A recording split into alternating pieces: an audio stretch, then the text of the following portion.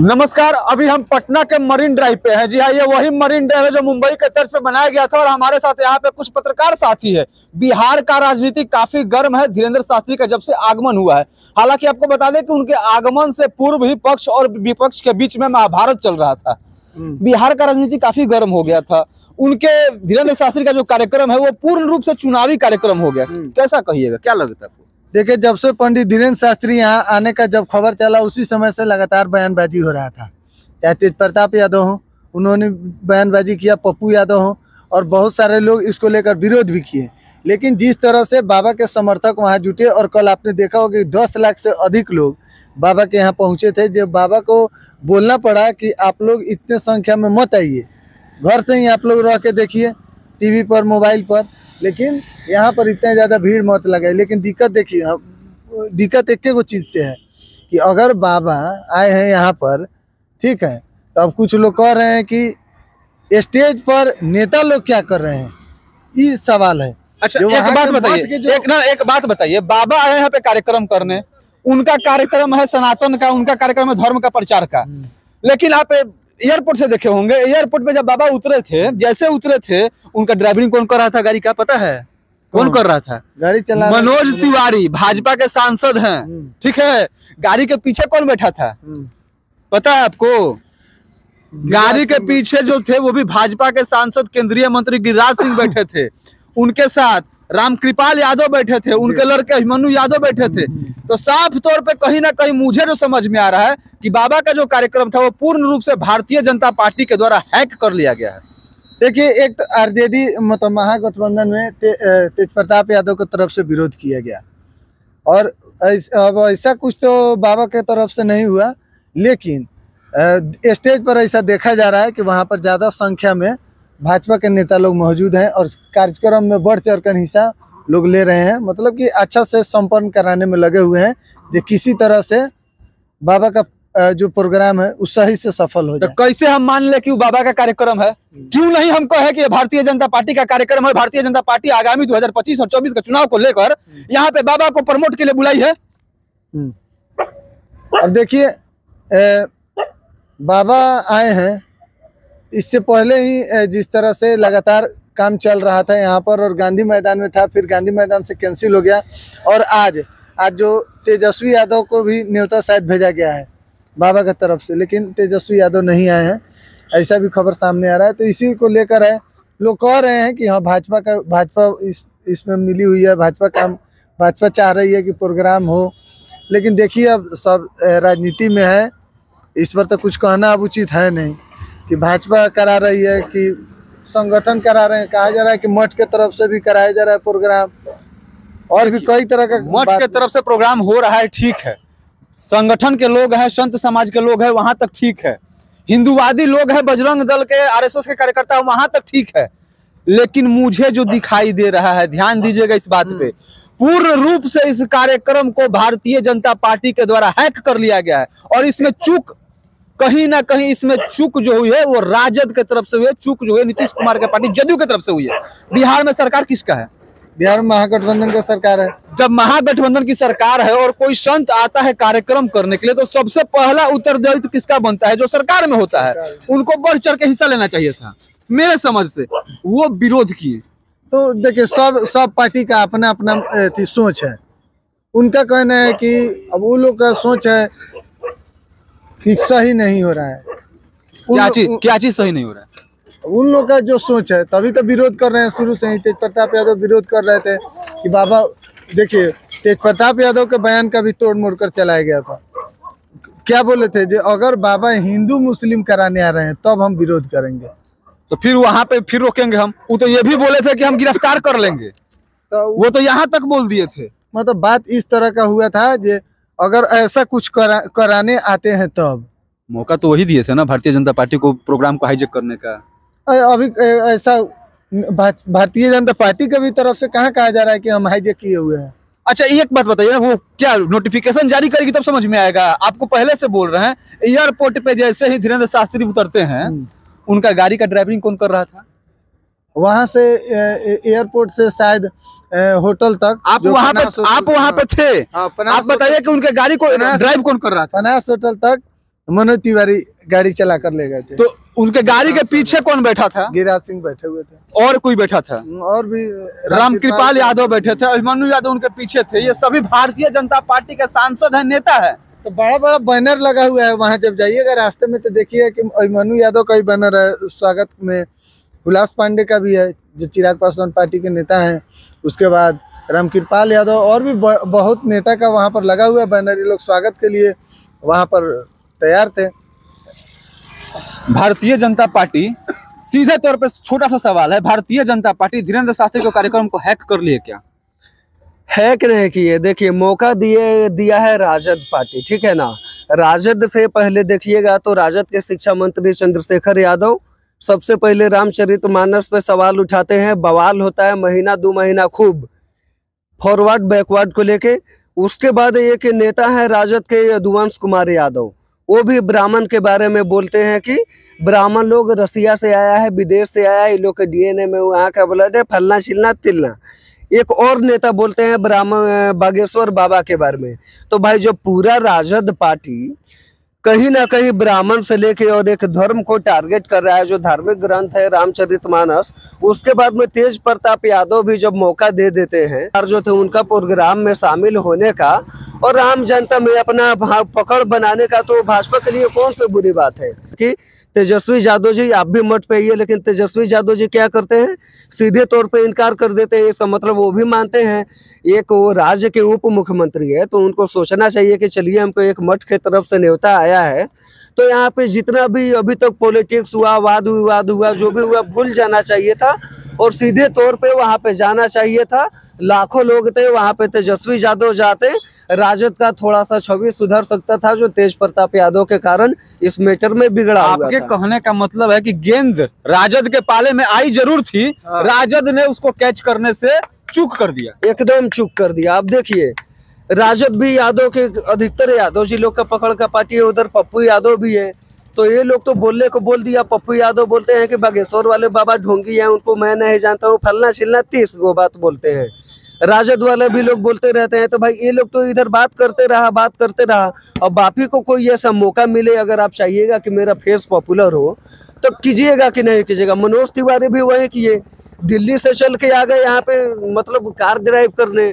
अब पूछा जाता है तो बोलते हैं कि हम बाबा बिहार में आए थे तो स्वागत करने आए थे। तो मनोज तिवारी जी को ये भी सोचना चाहिए था कि आज तक जहाँ से वो सांसद हैं वहाँ पे कोई वो अपने कार में किसी को बैठाए भी होंगे क्या? बगल में चलाने का छोड़ दीजिए, नहीं बैठाए होंगे। वहीं रामकृपाल यादव अगर रास्ते पे जाते होंगे, कोई गिरा हुआ दिखता होगा तो वो भी नहीं उठाते होंगे। केंद्रीय मंत्री गिरिराज सिंह वो भी नहीं उठाते होंगे। लेकिन यहाँ पे राजनीति सेकना था, अपना चेहरा बनाना था। ये लोग चेहरा बनाने का काम किया। और भाई हम एक ही बात जानते हैं कि किसी को अगर कोई काम करने का मौका मिलता है तो उस काम को कर लीजिए, अगर उसे बेनिफिट होता है तो वो कीजिए। और जैसे आपको पता है कि बीजेपी शुरू से ही ऐसा पॉइंट खोजता है जिससे बेनिफिट हो, और बीजेपी भी यहाँ पे वही किया। और इसके पुलिस का गाड़ी खड़ियाता है, अब माइक पर चिल्लाता है कि आप यहाँ से हटिए, आप वहाँ से हटिए। फिर उसके बाद 6 गो बॉडीगार्ड टांगे हुए बाबा के साथ में आता है। ये लोग विरोध नहीं करता तो बाबा को बिहार से उतना पब्लिसिटी नहीं मिलता। बाबा का जो विरोध की बात कर रहे हैं आप, बाबा का विरोध किया गया था जानते क्या के लिए? क्या के लिए? बिहार में ना इनका MY जो समीकरण है ना, धराशायी हो रहा था, समझे? बाबा के इसलिए विरोध किया गया कि हम अपना MY समीकरण बना ले। तो लेकिन आपको लगता है कि MY समीकरण बन गया? नहीं बना।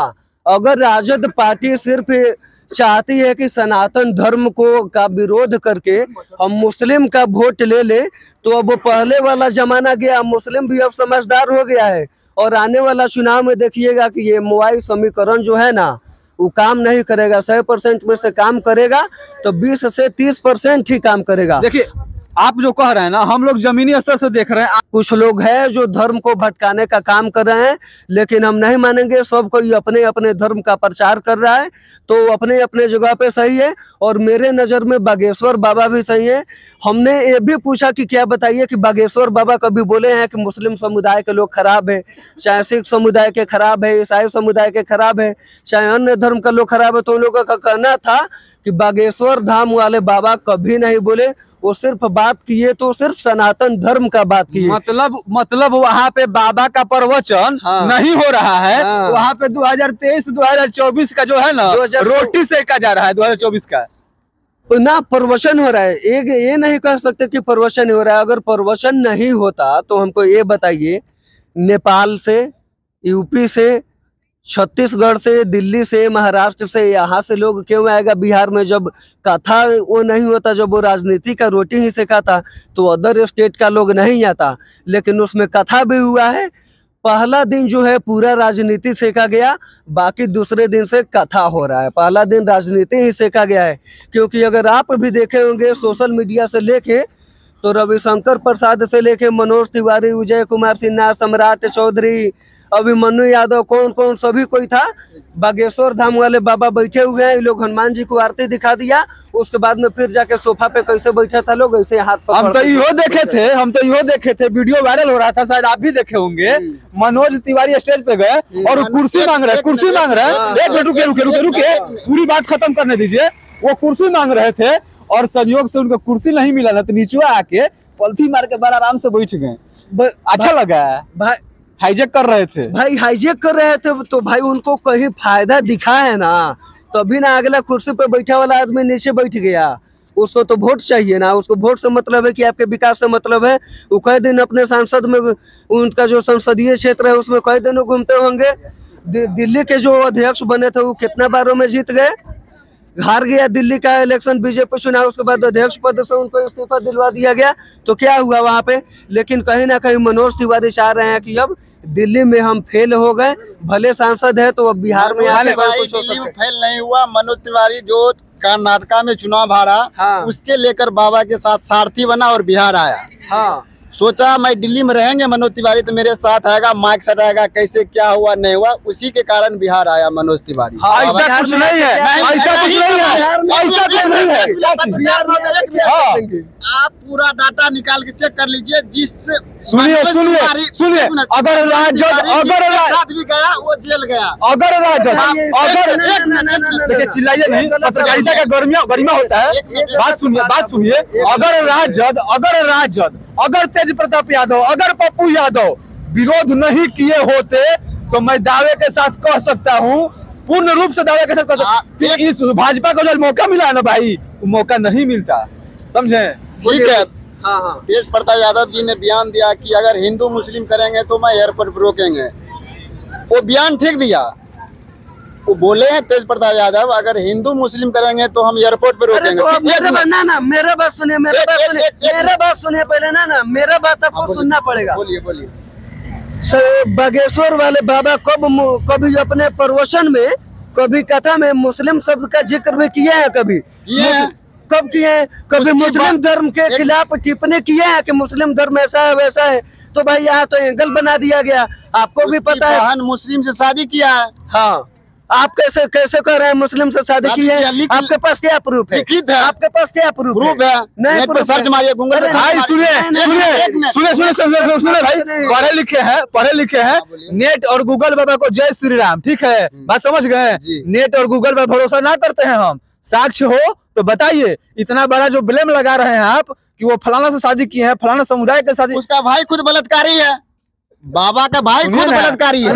भारत में ना किसी को बलात्कारी कहना और किसी को देशद्रोही कहना ना सबसे आसान काम है। अगर बाबा चमत्कारी है तो अपना भाई, जब उसका भाई जेल गया तो काहे नहीं बोला कि आपको जेल जाना? दो उंगलियां बराबर है, दोनों बराबर है। भारत के इतिहास में बापू जो थे ना वो भी गए थे। ठीक है, पूर्व रेल मंत्री जो थे, बिहार के मुख्यमंत्री माननीय उप मुख्यमंत्री के पिताजी, ये भी गए हैं। माननीय मुख्यमंत्री जी गए हैं। साहब जेल सब लोग जाता है, समझे? जेल जाने से कोई बलात्कारी नहीं हो जाता। साक्ष्य आरोप लगने से कोई बलात्कारी नहीं हो जाता। आरोप सिद्ध करना पड़ता है। ठीक है, हालांकि ये भी हमारे पास कोई साक्ष्य नहीं है, मेरे पास कोई प्रूफ नहीं है कि उनके ऊपर आरोप लगा भी था कि नहीं लगा था। तो बनी बनाई बातें हैं, उसको बनी बनाई जगह तक रखा जाए। ठीक है, कुल मिला के आपको लगता क्या है ये बताइए कि प्रोग्राम चल रहा है कि हाईजेक किया जा रहा है? क्या होता है? हाँ? सनातन का अर्थ क्या होता क्या है? चीज क्या चीज? सनातन का अर्थ क्या होता है? क्या होता है? सनातन का अर्थ हाँ क्या होता है आप ही बताइए। आप ही बताइए। नहीं हमको नहीं आप पता तभी है, आप बोले बताइए। हिंदू मुस्लिम करे, तो नहीं आप ही नहीं बताइए। हमको नहीं पता है, आप ही बताइए सनातन का अर्थ क्या होता है, अब आप बताइए।